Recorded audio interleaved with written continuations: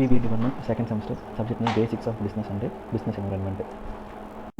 Second one வந்து economic environment. இதில் வந்து செகண்ட் டாப்பிக்கான ஃபேக்டர்ஸ் அஃபெக்டிங் த எக்கனாமி, அதாவது பொருளாதாரத்தை பாதிக்கக்கூடிய காரணிகள் என்னென்ன, இந்த டாபிக் தான் வந்து நம்ம இன்றைக்கி பார்க்க போகலாம்.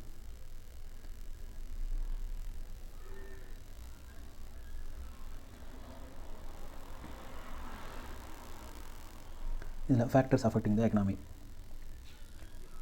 பொருளாதாரத்தை பாதிக்கக்கூடிய காரணிகள் என்னென்ன அப்படின்னு சொல்லி பார்க்கலாம். இதில் உள்ள கொடுத்துருக்காங்க, the factors affecting the economy can be broadly categorised into economic and நான் எக்கனாமிக் ஃபேக்டர்ஸ் அப்படின்றாங்க. அதாவது பொருளாதாரத்தை பாதிக்கக்கூடிய காரணிகளை வந்து கேன் பி ப்ராட்லி கேட்டகரைஸ்டு, பரந்த அளவில் கேட்டகரைஸ்டு வகைப்படுத்தப்பட்டுள்ளது. என்னன்னா எப்படி வகைப்படுத்திருக்காங்கன்னா ரெண்டாக வகைப்படுத்திருக்காங்க. ஒன்று வந்து எக்கனாமிக் ஃபேக்டர்ஸ், இன்னொன்று வந்து நான் எக்கனாமிக் ஃபேக்டர்ஸ். அப்படின்னு என்னன்னா எக்கனாமிக் பொருளாதாரம் சார்ந்த காரணிகள், இன்னொன்று வந்து நான் எக்கனாமிக் ஃபேக்டர்ஸ்னால் பொருளாதாரம் சாராத காரணிகள். பொருளாதாரத்தை தாக்கக்கூடிய பொருளாதாரம் சார்ந்த காரணிகளும் நான் எக்கனாமிக் பொருளாதாரம் சாராத காரணிகளும். ஃபஸ்ட்டு வந்து என்ன பார்க்க போகிறோன்னா எக்கனாமிக் ஃபேக்டர்ஸ், பொருளாதாரம் சார்ந்த காரணிகள் என்னென்ன, பொருளாதாரத்தை தாக்கக்கூடிய பொருளாதாரம் சார்ந்த காரணிகள் என்னென்னு பார்க்க போகிறோம். ஃபஸ்ட்டு ஒன்று வந்து நேச்சுரல் ரிசோர்ஸஸ், அப்படின்னா இயற்கை மூல வளங்கள்னா இயற்கை வளங்கள் அப்படின்னு சொல்லுவாங்க.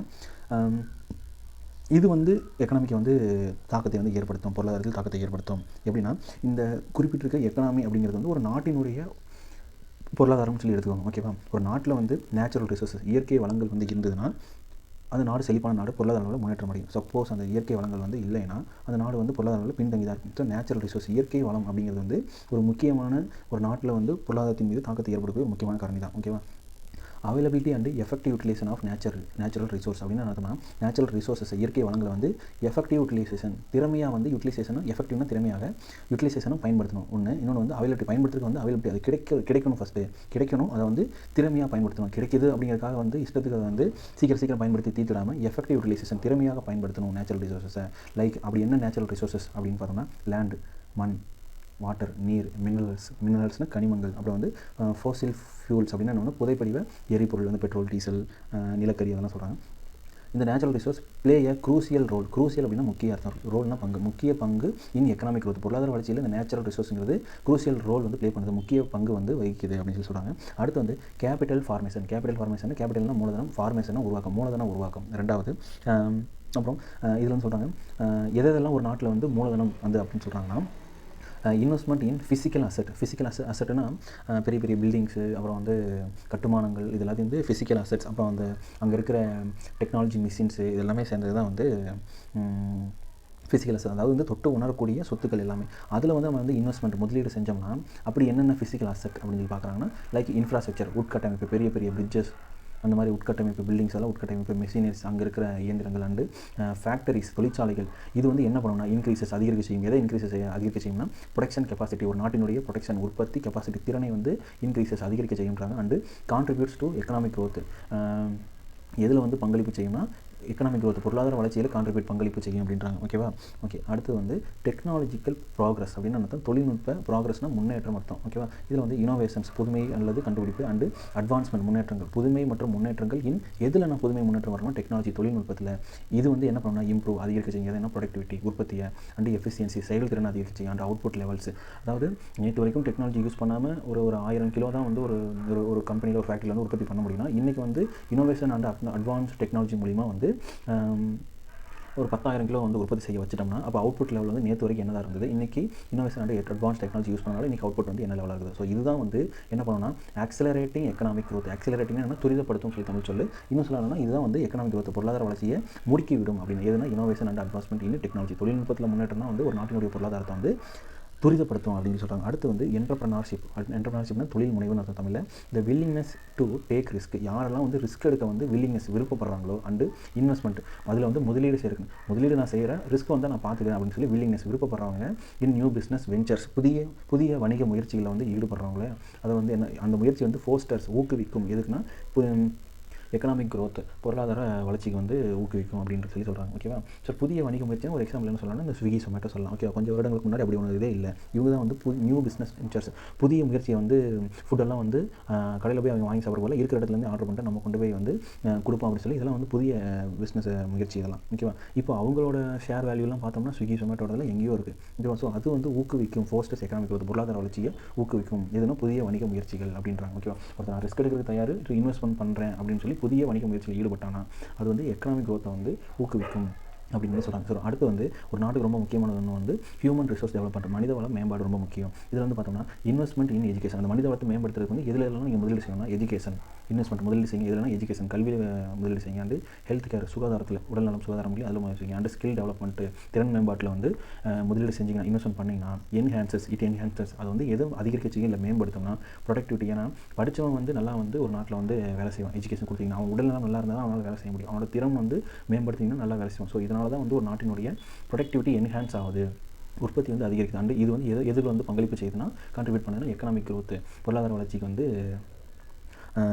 பங்களிப்பு செய்யுது. அடுத்து வந்து கடைசி எக்கனாமிக் ஃபேக்டர் பொருளாதாரம் சார்ந்ததுன்னா பாப்புலேஷன் க்ரோத், மக்கள் தொகை பெருக்கம் இல்லை வளர்ச்சின்னு சொல்லலாம். ஏ மாட்ரேட் இன்க்ரீஸ் இன் பாப்புலேஷன் அப்படின்னா மக்கள் தொகையில் மாட்ரேட் மிதமான இன்க்ரீஸ் முன்னேற்றம் வந்து இருந்ததுன்னா, அதாவது போன வருஷம் வந்து ஒரு கோடி பேர் இருந்தாங்கன்னா இந்த வருஷம் வந்து ஒரு கோடியே 1,00,000 பேர் அப்படின்னு இருந்ததுன்னா, மிதமான பெருக்கம் வந்து இருந்ததுன்னா கேன் கிரியேட் லார்ஜர் மார்க்கெட், பெரிய அளவிலான சந்தை உருவாகும். எதுக்குன்னா ஃபார் கூட்ஸ் அண்ட் சர்வீசஸ், சரக்கு மற்றும் சேவைக்கு ஒரு பெரிய அளவிலான சந்தை வந்து உருவாகும் அப்படின்றாங்க.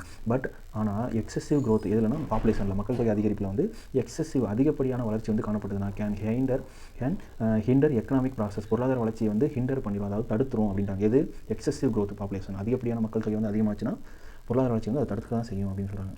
ஓகேவா, இது வந்து பொருளாதாரத்தை பாதிக்கக்கூடிய பொருளாதாரம் சார்ந்த காரணிகள் வந்து இப்போ முடிச்சிட்டோம். ஓகேவா, அடுத்து வந்து பொருளாதாரத்தை பாதிக்கக்கூடிய பொருளாதாரம் சாராத காரணிகள் என்னென்ன அப்படின்னு சொல்லி இதில் பார்க்கலாம். ஃபஸ்ட்டு ஒன்று வந்து பொலிட்டிக்கல் ஸ்டேபிலிட்டி அப்படின்னா என்னென்னா அரசியல் நிலைத்தன்மை. ஸ்டேபிலிட்டினா என்ன அர்த்தம்னா நிலைத்தன்மை அப்படின்னு அர்த்தம். ஓகேவா, இப்போ இதை சொல்கிற மாதிரி ஸ்டேபிள் கவர்மெண்ட், ஒரு நிலையான அரசாங்கம். அண்டு எஃபிஷியன்ட் அட்மினிஸ்ட்ரேஷன், ஒரு திறன்மிக்க அட்மினிஸ்ட்ரேஷனை நிர்வாகம் அர்த்தம். ஃபோஸ்டர் எதை வந்து ஊக்குவிக்குது இதில் வளர்க்கிறதுனா இன்வெஸ்டர் கான்ஃபிடன்ஸை வந்து அது வந்து இன்வெஸ்டர்னு யார் முதலீட்டாளர்கள் அவங்களுடைய கான்ஃபிடன்ஸ் நம்பிக்கையை வந்து வளர்க்குது. அண்டு ப்ரொமோட் எக்கனாமிக் க்ரோத், பொருளாதார வளர்ச்சியை வந்து ஊக்குவிக்குது அப்படின்றாங்க. ஓகேவா, stable government and efficient administration, நிலையான அரசாங்கம் மற்றும் திறமையான நிர்வாகம் தான் வந்து முதலீடு செய்கிறவங்களுக்கு நம்பிக்கை கொடுக்குது. அப்புறம் வந்து அது பொருளாதார வளர்ச்சிக்கு வந்து ஊக்குவிக்குது அப்படின்றாங்க. இப்போ ஏன் வந்து சொன்னாங்கன்னா ஒரு பார்ட்டியில் வந்து ஒரு பிஸ்னஸ் பண்ணுறதுக்கு வந்து ஒரு அரசாங்கத்தோட ஆட்சியில் வந்து அனுமதி கொடுத்துருப்பாங்க ஒரு பிஸ்னஸ் பண்ணுறதுக்கு. ஆட்சி மாறிச்சுன்னா இன்னொருத்தவங்க வந்து உட்காந்துக்காங்கன்னா அந்த ஆட்சியில் கொடுத்த பர்மிஷனா அப்படின்னா வந்து இந்த பிஸ்னஸ்க்கு வந்து நம்ம தடை விதிச்சிடலாம் சொல்லி ஆட்சி மாறும்போது அதுக்கு வந்து தடை வச்சுருவாங்க. அப்போ வந்து ஸ்டேபிள் கவர்மெண்ட் வந்து இருந்துன்னா நமக்கு அந்த பிரச்சனை இல்லை, ஒரு நிலையான அரசாங்கம் இருந்தால் நமக்கு பிரச்சனை இல்லை. ஓகேவா, சரி ரைட். அடுத்து வந்து சோசியல் ஃபேக்டர்ஸ்னால் சமூக காரணிகள் அர்த்தம். ஓகேவா, சமூக காரணிகள் வந்து எது வந்து பொருளாதாரத்தில் தாக்கத்தை ஏற்படுத்து அப்படின்னா சோசியல் ஆட்டிடியூட்ஸ் அப்படின்னா சமூக மனப்பான்மை, வேல்யூஸ்னால் மதிப்புகள்.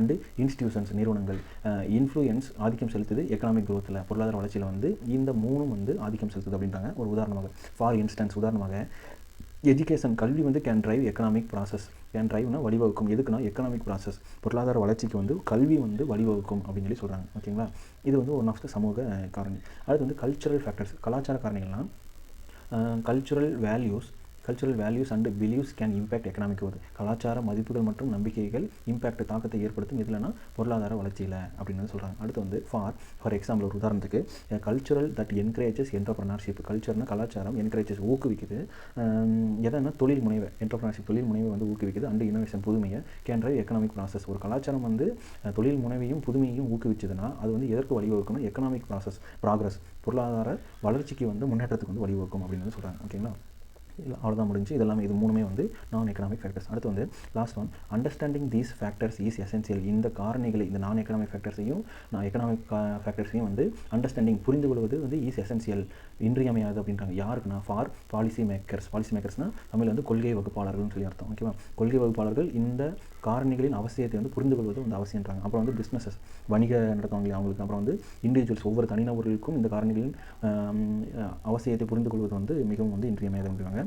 எதுக்கு புரிஞ்சு கொள்ளணும்னா to make informed decision and contribute to economic growth, பொருளாதார வளர்ச்சியில் வந்து பங்களிப்பு செய்கிறதுக்கும் அப்புறம் வந்து தகவல் அறிந்த முடிவுகளை வந்து எடுப்பதற்கும் வந்து இவங்களுக்கு எல்லாத்துக்குமே வந்து உதவுது அப்படின்னு வந்து சொல்கிறாங்க. ஓகேங்களா, இதோட வந்து ஃபேக்டர்ஸ் அஃபெக்டிங் த எக்கனாமி வந்து முடிந்தது.